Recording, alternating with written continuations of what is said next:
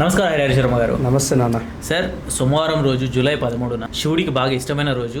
ఆ రోజు కనుక పూజలు చేసుకుంటే ఖచ్చితంగా అనుకునేవన్నీ మనం అచీవ్ చేసుకోవచ్చు. ఏ పనులు అయితే ఆగిపోయి ఉన్నాయో అవన్నీ కంప్లీట్ చేసుకోవచ్చు అనే రకంగా అయితే విన్నాను. ప్రత్యేకమైన రోజు అని చెప్పేసి విన్నాను. అసలు ఆ రోజు ఏంటి, ఎలాంటి పూజలు చేసుకుంటే బాగుంటుంది? విశేషమైనటువంటి రోజులు కొన్ని వస్తుంటాయి నాన్న. సంవత్సరంలోనూ చాలా అరుదైనటువంటి రోజులు అవి. వాటినే జ్యోతిష శాస్త్రపరంగా అలభ్య యోగములు అంటారు. అంటే చాలా రేర్ కాంబినేషన్స్ అని చెప్పేసి.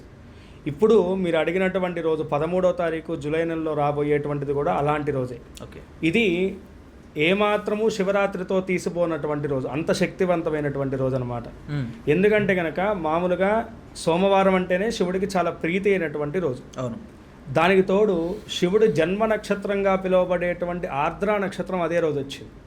అలాగే ప్రతి మాసంలో కూడా శివరాత్రిగా పిలువబడేటువంటి మాస శివరాత్రి కూడా ఆ రోజే కలిసి రావడం అనేటువంటిది ఇది నిజంగా అద్భుతమైనటువంటి రోజుగా మనం చెప్పుకోవాలి.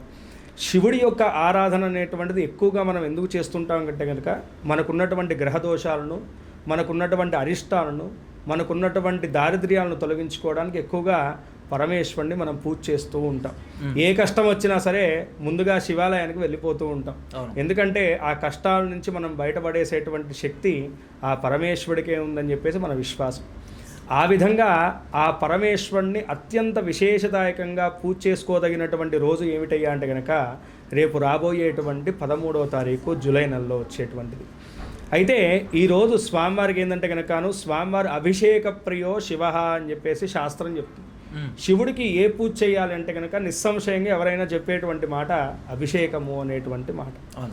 ఎందుకంటే కనుక స్వామివారు హాలాహలాన్ని స్వీకరించిన తర్వాత ఈ ప్రళయం నుంచి ఈ విశ్వసృష్టిని మొత్తం కూడా కాపాడడానికి మన యొక్క విశ్వసృష్టి మీద పడాల్సినటువంటి విషాన్ని తన యొక్క కంఠంలో దాచుకుంటూ అగ్నిపర్వతం ఎలా అయితే ఉంటాయో అలాంటి వేల అగ్నిపర్వతాలు కలిసి ఒక కంఠంలో ఉంటే ఎలా ఉంటుందో అలా పరమేశ్వరుడికి ఆ హాలాహలం మంట ఎత్తుతూ ఉంటుందంట. అందుకనే ఆయన ఎప్పటికప్పుడు శాంతింపజేస్తూ ఈ విశ్వాన్ని శాంతింపజేయడానికి ఆయన్ని అభిషేకం చేస్తూ ఉంటారు. మామూలుగా ఏ శివాలయంలో మీరు గమనించినా సరే శివుడి పైన ధారాపాత్ర అని ఒకటి పెడతారు, కుండలాగా ఉంటుంది. దాని నుంచి చుక్క చుక్క చుక్క నీళ్లు పడుతుంటారు. అంటే నిరంతరం కూడా శివుడు తడిగానే ఉండేట్టుగా చూసుకుంటూ ఉంటారు. ఎందుకంటే కనుక ఇదే అంతరార్థం. ఆ విధంగా శివుణ్ణి ఉద్దేశించి ఈరోజు సాయం సమయంలోనూ చేయాలి పూజ. మాస శివరాత్రి, రాత్రి అనేటువంటి శబ్దానికి సూర్యుడు అస్తమించి చంద్రుడు ఉదయించినటువంటి సమయాన్ని రాత్రి సమయంగా మనం తీసుకుంటాం. అలా ఈ యొక్క రోజు ప్రదోషకాల వేళ అంటే 6 నుంచి 7:30 మధ్యకాలంలో ఉన్నటువంటి సమయాన్ని మాస శివరాత్రి ఘడియలుగా మనం తీసుకుంటాం అన్నమాట. ఈ సమయంలో ఎవరైతే కనుక శివాలయానికి వెళ్తారో, శివుణ్ణి దర్శించుకుంటారో, శివుణ్ణి విశేషంగా అభిషేకం చేత పూజిస్తారో వారి యొక్క జన్మ చరితార్థమనే మనం చెప్పుకోవాలి. సో ఇప్పుడు మీరు అన్నట్టుగా మహాశివరాత్రి జరిగినప్పుడు చాలామంది ఉపవాసాలు ఉంటూ ఉంటారు. చాలామంది అనుకునేన్ని సాధించాలి. ఈ రోజు కనుక ఉపవాసం ఉంటే జాబ్ కానీ లేదంటే వ్యాపార పరంగా కానీ కుటుంబ సమస్యలు కానీ ఇలాంటివి చాలా ఉంటూ ఉంటాయి. అటువంటి వాళ్ళకి ఏదైనా మంచి రెమెడీ ఉండి ఆ రోజు కూడా ఏదైనా ప్రత్యేకమైన పూజలు చేసుకునేటువంటిది అలాంటిది ఏమైనా ఉందా సార్? తప్పకుండా నాన్న. ఈ యొక్క మాస శివరాత్రిని మహాప్రదోషము అంటారు. మామూలుగా శివుడికి ప్రదోషము అంటే ఈవినింగ్ టైం అనేటువంటిది స్వామివారి ఆరాధనకు చాలా విశేషం. అలాంటి వాటిలన్నిట్లో కూడాను నెలకొక్కసారి వచ్చేటువంటి మాస శివరాత్రిని మహాప్రదోషము అంటారన్నమాట. ఈ ప్రదోష సమయంలో చేసేటువంటి ఏ పూజ అయినా సరే సకల దోషమును తొలగింపజేస్తుంది అనమాట.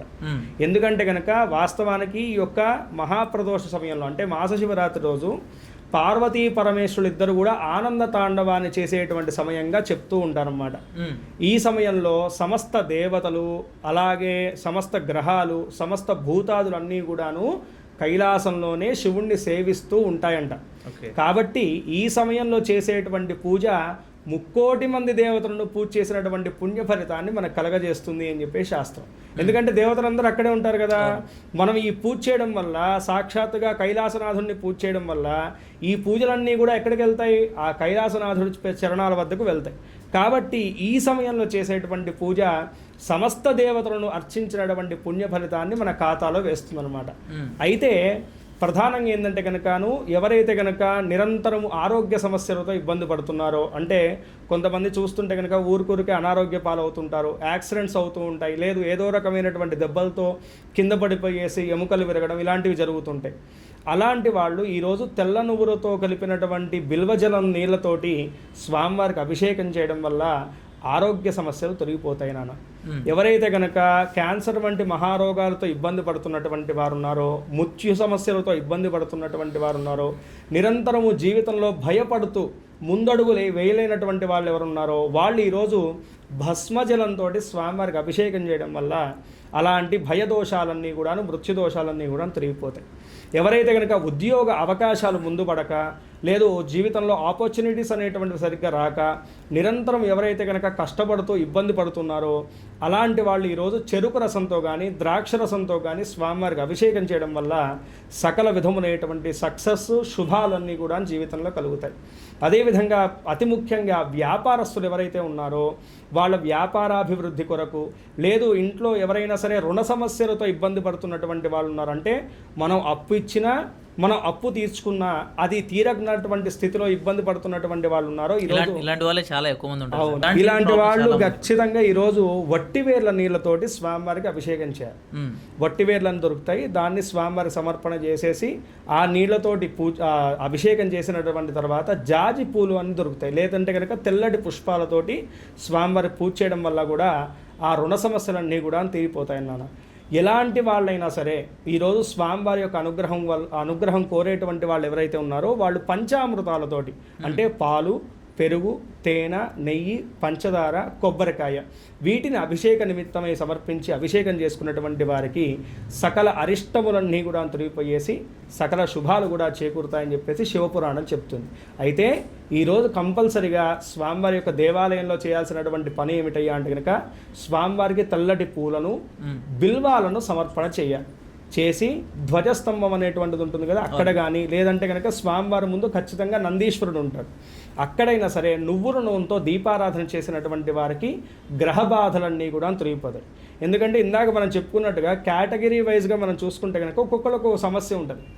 కొడుకు ఎడ్యుకేషన్ వైజ్గా ఇబ్బంది పడుతుంటే తండ్రి ఆర్థిక పరంగా ఇబ్బంది పడుతుంటారు, తల్లి అనారోగ్య సమస్యల పాలవుతుంది. ఇలా కాకుండా అందరికీ కూడాను ఆ ఇంట్లో ఉన్నటువంటి వారికి క్షేమం వాటిల్లాలంటే కనుక నువ్వుల నూనె దీపారాధన నందీశ్వరుడి దగ్గర చేయడం వల్ల ఈరోజు విశేషమైనటువంటి ఫలితాలు కలుగుతాయి.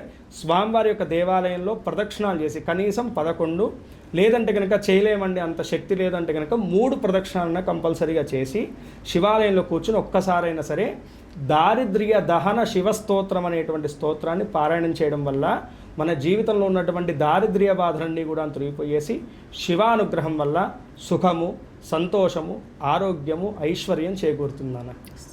Thank you sir, thank you so much.